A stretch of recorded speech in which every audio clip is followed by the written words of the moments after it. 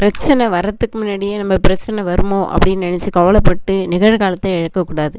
பிரச்சனை வந்த பிறகு அதை எப்படி சமாளிக்கணுங்கிறது தான் நம்ம பார்க்கணும்.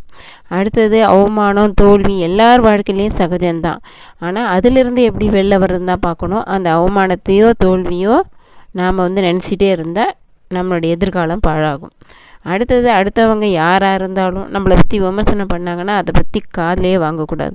நம்மளுடைய வேலையில் கவனம் செலுத்தி நம்ம அதிலேருந்து எப்படி முன்னேறதுன்னு பார்க்கணும். அப்போ நமக்கு ஒளிமயமான எதிர்காலம் இருக்குது. நம்மளை பற்றி பேசி அவங்களுடைய நேரத்தை இழக்கிறதுனால அவங்களுடைய எதிர்காலம் தான் இழப்பாகுமே தவிர அதனால் நமக்கு ஒன்றும் நஷ்டம் இல்லை. எதையும் காதில் வாங்காமல் நம்மளுடைய வேலையை நம்ம பார்த்தா நமக்கு கண்டிப்பாக ஒளிமயமான எதிர்காலம் இருக்குது. அதனால் எதையுமே காதில் வாங்கக்கூடாது. ஆனால் இதெல்லாம் கடைபிடிக்கிறது கொஞ்சம் கஷ்டம்தான்.